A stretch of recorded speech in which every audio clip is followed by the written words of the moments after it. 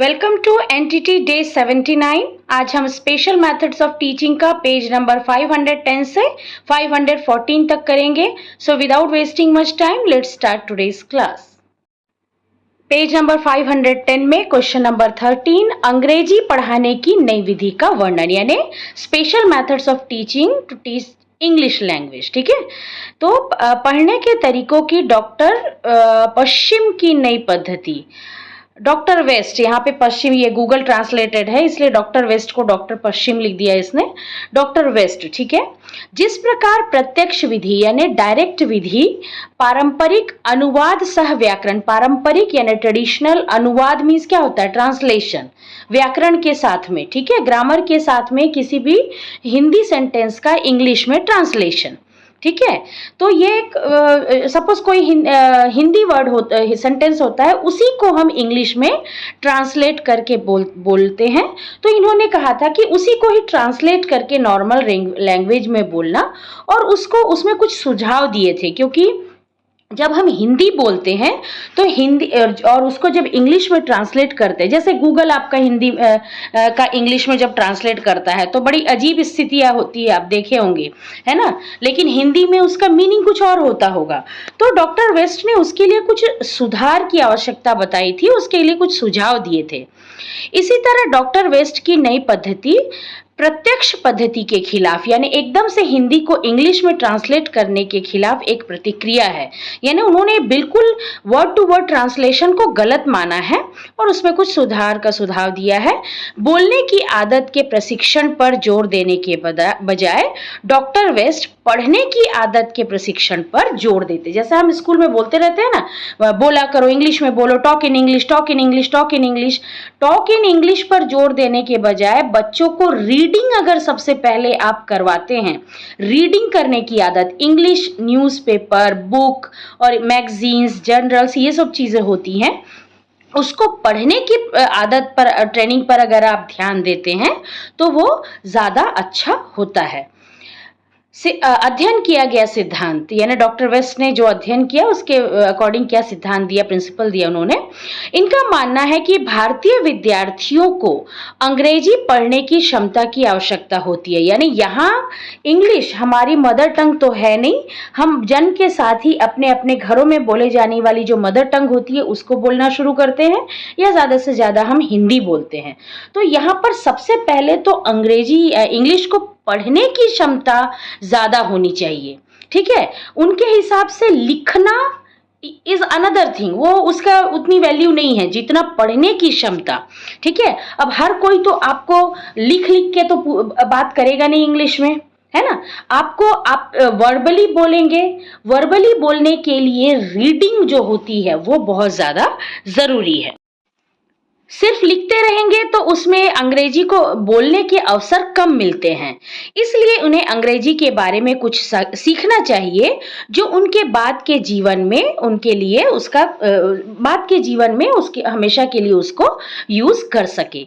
शिक्षा में भाग लेने और अपूर्ण पाठ्यक्रम यानी इनकम्प्लीट सिलेबस से जो है वो भाग लेने और अपूर्ण पाठ्यक्रम से छात्र प्राप्त होता है। मीन्स इसका मतलब ये है कि हमको जो रिटन वर्क पे ज्यादा ध्यान ना देकर आप रीडिंग वर्क पर ज्यादा ध्यान दें। यहाँ पे ये जो इंग्लिश वाला पोर्शन है, ये आप जो आपके जो आप ईमैक्स का ऐप खोलोगे तो उसमें ये इंग्लिश में भी दिया हुआ है आप लोगों के, उसके लिए मैंने इसको हिंदी में रखा है इस पेज को। तो पर ये गूगल ट्रांसलेटेड है इसलिए बहुत ज़्यादा इसमें आपको मिस्टेक्स भी मिलेंगे, तो आप चाहें तो उस पेज में जाकर इंग्लिश वर्जन को भी आप पढ़ सकते हैं। ठीक है, तो इसमें कुछ भी उटपटांग उल्टा पुल्टा सेंटेंस लिखा हुआ होगा। कहने का मतलब यही है कि डॉक्टर वेस्ट ने रिटन वर्क से ज्यादा रीडिंग को महत्व दिया है। रीडिंग अच्छी होगी तो बच्चे वर्बली फिर बोलना भी अच्छी तरह से सीख जाएंगे। उन्होंने जो शब्दावली या वोकेबलरी होती है, वोकेबलरी को बहुत इंपॉर्टेंस दिया है। शब्दावली जिसे कहते हैं, उनके अनुसार हमें वोकेबलरी सीखनी चाहिए। हर दिन 5-5, 10-10 वर्ड्स जो हैं वो बच्चों को देना चाहिए सीखने के लिए, याद करने के लिए, उनको डे टू डे यूज करने के लिए, जो उनके डेली लाइफ के लिए उपयोगी हो। डॉक्टर वेस्ट का मानना है कि बिना शिक्षक की सहायता के एकांत में यानी अकेले में पढ़ने की क्षमता में सुधार किया जा सकता है। बच्चे को अगर रीडिंग क्लास में आप अच्छे से करने का प्रैक्टिस करवाते हैं तो वो घर पर भी या अकेले में भी रीडिंग कर करके अपनी क्षमता को सुधार सकता है। छात्र को मामले के साथ यानी मैटर के साथ पढ़ने की पहल करनी चाहिए। हर चीज को पढ़ने की पहल करनी चाहिए और पढ़ने से उसे आनंद प्राप्त करना चाहिए यानी रीडिंग में उसको इंटरेस्ट होना चाहिए। डॉक्टर वेस्ट एक नई प्रकार की पठन पुस्तक यानी रीडिंग बुक प्रदान करते हैं। आप देखे होंगे इंग्लिश में हमारे जो बुक होती है उसमें एक रीडिंग वाला पोर्शन भी होता है, रीडिंग बुक भी होता है जिसको हम रीड करवाकर उसमें अच्छे अच्छे चित्र हो सकते हैं, कहानियां हो सकती हैं, ड्रामाज हो सकते हैं। तो अच्छी अच्छी चीजें रहेंगी, पिक्चर के साथ रहेंगी तो बच्चों को उनको रीड करने में भी मजा आएगा और रीडिंग वाले पोर्शन का अर्थ भी समझाया अगर जाए तो बच्चे उसको बार बार प्रयोग में अच्छे से जब समझ लेंगे तो बार बार उसको प्रयोग भी करेंगे। ठीक है, उसके बाद है मौखिक पठन यानी वर्बल रीडिंग। डॉक्टर वेस्ट का मानना है कि रीडिंग मूक पठन की तैयारी है यानी वर्बल मूक पठन यानी साइलेंट रीडिंग जिसे कहते हैं। यह बात के पठन को वास्तविकता देता है। साइलेंटली मन मन में पढ़ना ये अगर आप करते हैं, बच्चा करता है तो बाद में वो जो वर्बली रीड करेगा उसमें भी सुधार आएगा। ठीक है, लेकिन यह पठन क्षमता भाषण या लेखन में प्रारंभिक कार्य के बिना पढ़ने के रूप में प्राप्त की जा सकती है। भाषण मीन्स किसी के सामने भाषण देना उसी लैंग्वेज में। ठीक है, तो इन सब चीजों में अगर आप अच्छी तरह से रीडिंग करते हैं, साइलेंट रीडिंग करिए पहले, उसके बाद क्लासरूम में रीडिंग कराइए सबके सामने, तो इससे बच्चे में इंग्लिश लैंग्वेज में सुधार आ सकता है। इसमें कुछ आंतरिक भाषण मीन्स अपने आप में बातें करना, है ना। जैसे इंग्लिश सीखा बच्चे ने तो घर में अगर वो एक जगह पर बैठकर कुछ अपने आप में सेंटेंस एक्सचेंज करे, जैसे एक सेंटेंस बोले फिर दूसरे बार खुद ही उसी का आंसर दे, तो इससे भी इंग्लिश सुधरता है। इसलिए जो शिष्य शुरू से ही कुछ पढ़ना शुरू कर देगा यानी कि अगर उसमें वर्बली उसने घर में भी ये प्रैक्टिस की हो तो रीडिंग करने में उसको किसी तरह की कोई प्रॉब्लम नहीं आएगी।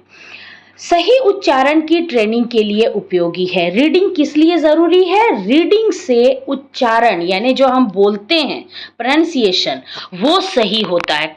कहाँ पर सिंगुलर नंबर, कहाँ पर प्लूरल नंबर, कहाँ पर जेंडर के लिए क्या लगाना है, ये चीजें, ये प्रोनाउंसिएशन अच्छा होता है। ठीक है, जो सही उच्चारण है किसी भी सब्जेक्ट को किसी भी लैंग्वेज को सीखने के लिए उस लैंग्वेज का सही उच्चारण बहुत ज्यादा जरूरी है। वेस्ट के पाठक उन शिक्षकों के लिए इस उद्देश्य को पूरा करते हैं जो एक वाक्य पद्धति पर कुछ भाषण प्रशिक्षण के साथ अपना अंग्रेजी पाठ्यक्रम शुरू करने के इच्छुक है। डॉक्टर वेस्ट का कहना यह है कि किसी टॉपिक पर पढ़ाने से पहले कोई एक छोटी सी चीज लीजिए और उस पर कुछ इंग्लिश में ही बोलिए, नॉर्मल उसमें सिंपल इंग्लिश सेंटेंसेस में सिंपल सेंटेंस बोलिए ताकि बच्चों को समझ में आए और फिर उस टॉपिक के लिए उनके अंदर इंटरेस्ट आए। इससे क्या होगा, बच्चे धीरे धीरे इंटरेस्ट लेने लगेंगे और टीचर के साथ में ही कन्वर्सेशन करने की कोशिश करेंगे। ठीक है, इसके बाद है पढ़ना और भाषा सीखना। पढ़ने से निष्क्रिय पहलुओं का एक और फायदा है, रीडिंग करने से एक और फायदा है। इसलिए जब बच्चा भाषा में आत्म अभिव्यक्ति यानी अपने आप को जब वो अभिव्यक्त करता है तो के चरण में आता है तो वह सभी संभावित त्रुटियों से बचने के लिए उसको रास्ते मिल जाते हैं। यानी जितना वो रीडिंग करके जितना वो कन्वर्सेशन करेगा धीरे धीरे उसकी ग्रामर भी सुधरेगी, प्रोनाउंसिएशन भी सुधरेगा और वो उसकी जो त्रुटियां, उसके जो मिस्टेक्स हैं वो धीरे धीरे कम होते चली जाएंगी। भाषण के शिक्षण से अलग पठन के शिक्षण की उनकी जो दलील है, जो राय है, वो निम्नलिखित तर्कों पर आधारित है। यानी उन्होंने डॉक्टर वेस्ट ने सबसे ज्यादा रीडिंग को ही महत्व दिया है। प्रत्येक कौशल के शिक्षण के लिए एक अलग तकनीक की आवश्यकता होती है। हर चीज को आप एक ही टेक्निक से हिंदी, एक ही टेक्निक से इंग्लिश, एक ही टेक्निक से मैकेनिज्म नहीं पढ़ा सकते। सबके लिए अलग अलग टेक्निक होती है। बोलना सीखने का ज्ञान प्राप्त करने की तुलना में पढ़ने का ज्ञान प्राप्त करना आसान है। आप बोलो बोलो बोलो करते रहेंगे, उनको एकदम से बुलवाना इंग्लिश बहुत कठिन है। रेदर आप रीडिंग पर कंसंट्रेट करिए, रीडिंग करवाना उनका सही रीडिंग करवाना ज्यादा इजी होता है। समग्र पाठक के अवगुणों के संबंध में दोनों कौशल को, यानी रीडिंग भी और बोलना भी, एक ही समय में पढ़ाना, एक ही समय में समझाना ना तो सेफ है और ना ही बुद्धिमानी है। आप रीडिंग भी करवाएंगे और बोलेंगे जबरदस्ती कि आप इंग्लिश ही बोलो, तो यह बिल्कुल बेवकूफ़ी होती है। लेकिन इसका अर्थ यह नहीं है कि सभी व्याकरण इस तरह से पढ़ाए जा सकते हैं। यानी सभी व्याकरण मीन्स हिंदी व्याकरण भी, इंग्लिश व्याकरण भी, ठीक है। आप हिंदी व्याकरण को देखिए, हिंदी व्याकरण को जब आप रीडिंग करवाएंगे बच्चों से तो उनको बहुत कम समझ में आएगा, बहुत कम। पर हिंदी व्याकरण ऐसी चीज होती है, बहुत कठिन होती है। रेदर इंग्लिश में इतना प्रॉब्लम नहीं है, क्योंकि इंग्लिश जब आप उनको समझा देते हैं व्याकरण ग्रामर तो उसको डे टू डे लाइफ में यूज करते हैं। लेकिन क्या हम हिंदी के इतने कॉम्प्लिकेटेड ग्रामर को अपने डे टू डे लाइफ में यूज करते हैं क्या? नहीं करते हैं, ठीक है। तो जरूरी नहीं है कि हर भाषा में ग्रामर जो है वो इतने अच्छे से ही समझाया जा सके सिर्फ रीडिंग करके, ठीक है। तो अगर दूसरी भाषा का, सपोज अगर हिंदी का है, तो सिर्फ रीडिंग करवाने के बजाय दूसरे टेक्निक से उनको पढ़ाना ज्यादा अच्छा होता है। जैसे हिंदी में गद्य, पद्य यानी कविता और ये जो पैसेजेस होते हैं वो खाली रीडिंग करके कैसे कोई समझ सकेगा, है ना। कविता और उनके द्वारा तेजी से पढ़ना, पोयम तो फिर भी वो पढ़ लेगा, पोयम पढ़ तो लेगा, रीड कर लेगा, लेकिन क्या वो पोयम को अपने डे टू डे लाइफ में यूज करता है क्या? नहीं करता है, ठीक है। तो इससे क्या होगा, हिंदी में इसीलिए रीडिंग से उतने अच्छे से समझाया नहीं जा सकता जितना इंग्लिश में समझाया जा सकता है। क्वेश्चन नंबर 14, इंग्लिश टीचिंग के सामान्य और विशेष लक्ष्य यानी एम और उद्देश्य यानी ऑब्जेक्टिव का वर्णन करें। शिक्षण के सभी व्यवहारिक उद्देश्यों के लिए यानी प्रैक्टिकल एम के लिए यह इंपॉर्टेंट है कि टीचिंग सब्जेक्ट के एम जो है उसको स्पष्ट रूप से, ये हम पहले से पढ़ते आ रहे हैं, किसी भी सब्जेक्ट को पढ़ाने का एम जो है वो स्पष्ट रूप से पता होना चाहिए। इन उद्देश्यों के अध्ययन के बिना एक शिक्षक कुछ भी प्राप्त करने की आशा नहीं कर सकता। पूर्व कल्पित यानी पूर्व में कल्पना किए गए उद्देश्य, सोचे गए उद्देश्य के बिना उनका शिक्षण उस यात्री के जर्नी की तरह होगा। जर्नी ये इंग्लिश वर्ड है जिसको यहाँ पे 4 ने लिख दिया है कि वह कहाँ जाना चाहता है, इस यात्री के जर्नी की तरह होगा जो नहीं जानता कि वो कहाँ जाना चाहता है। यानी कि बिना उद्देश्य के किसी सब्जेक्ट को पढ़ाना is like the journey of a man who doesn't know where to go, यानी कहाँ जाना नहीं पता पर जर्नी शुरू हो चुकी है ना। वही होता है, किसी भी सब्जेक्ट को पढ़ाने का उद्देश्य हमको पता होना चाहिए। इस प्रकार उसे सबसे पहले अपने अंतर को ठीक करने की आवश्यकता है।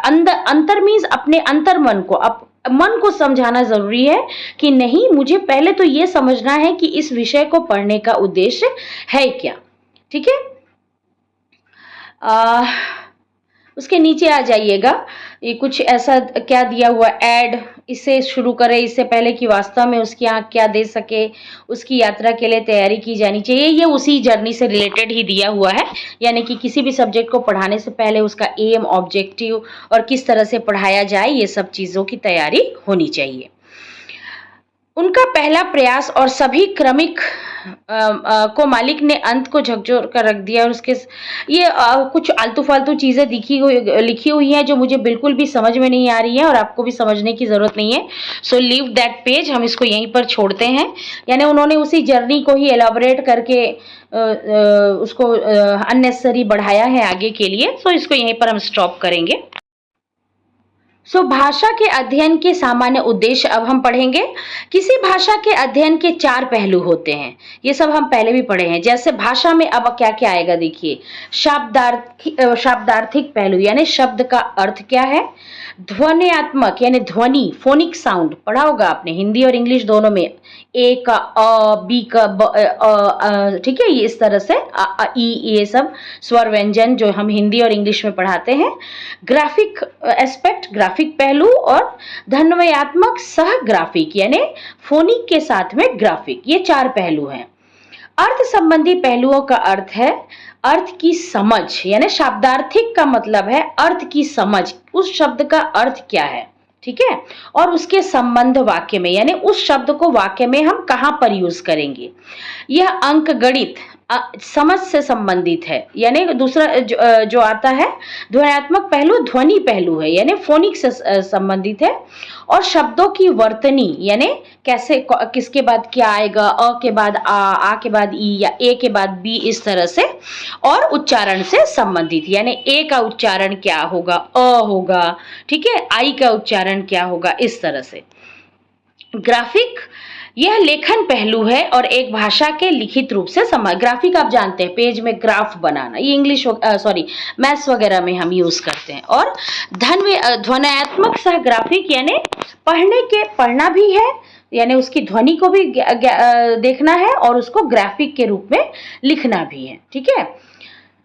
इन चार पहलुओं में दो और जोड़ देते हैं, क्या, एक है साहित्यिक पहलू, साहित्य से रिलेटेड, जो एक भाषा के अलंकरण की ओर ले जाता है, यानी किसी भाषा में अच्छे अच्छे साहित्य या लिटरेचर लिखना, साहित्यिक पहलू, यानी उस भाषा में लिटरेचर लिखा जा सकता है या नहीं।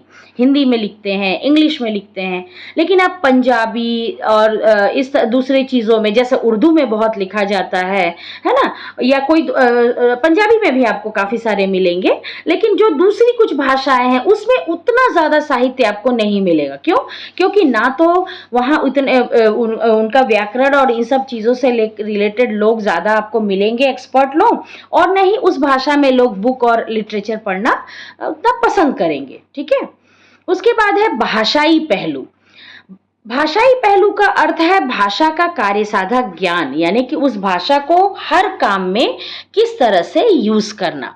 जैसा कि पहले अध्याय में बताया जा चुका है, विशिष्ट या विशेष गलतियां अंग्रेजी पढ़ाने के सामान्य उद्देश्यों के अलावा शिक्षक के पास प्रत्येक लेसन के लिए निश्चित एम, यानी कि लक्ष्य स्पष्ट होने चाहिए।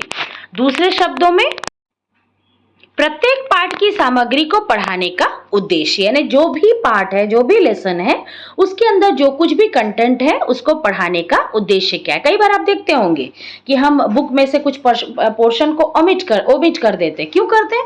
क्योंकि कोई मतलब नहीं है उसको पढ़ाने का, वो आउटडेटेड या तो हो चुका है या अब उसकी कोई वैल्यू नहीं रह गई है, इसलिए हम उसको ओमिट कर देते हैं, ठीक है। तो यह वे लघु टीम उद्देश्य है, छोटे छोटे उद्देश्य हैं।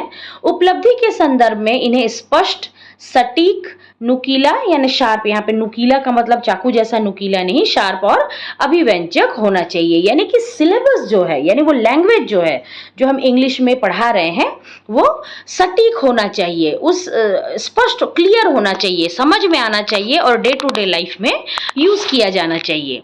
उसी काल पर शिक्षक का अगला पाठ हो सकता है, उसके शिक्षण का सामान्य उद्देश्य वही रहेगा। काल मीन्स होता है, आप कह सकते हैं एक टाइम, एक एरा जिसे कहते हैं, जिसपे वो चीज पढ़ाई जा रही हो, ठीक है। आप चाहे वो ब्रिटिश टाइम का वो पढ़ा रहे हो या 3000 4000 साल का लैंग्वेज पढ़ा रहे हो, तो डिपेंड करता है कि क्या उसका उद्देश्य क्या है पढ़ाने का, ठीक है। उसी व्याकरण को लेकिन उसका विशिष्ट उद्देश्य इस बार बदल जाएगा, यानी कि काल के साथ, समय के साथ साथ किसी भी चीज को पढ़ाने का उद्देश्य बदल जाता है। आज से 100 साल पहले उसको पढ़ाने का क्या उद्देश्य रहा था वो अलग रहा होगा, और आज उसका उद्देश्य जो है वो बदल जाएगा, भले ही उसका विषय कुछ भी हो। इस प्रकार शिक्षक वर्तमान काल में और अभ्यास देने का लक्ष्य रख सकते हैं, यानी कि चीजों को पढ़ाने के बाद और ज्यादा उस पर काम करिए।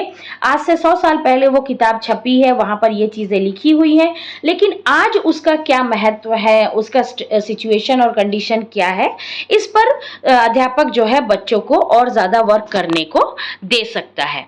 इसलिए उनका विशिष्ट उद्देश्य होगा, यानी आज उस टॉपिक को पढ़ाने का कुछ न कुछ स्पेसिफिक रीजन होगा।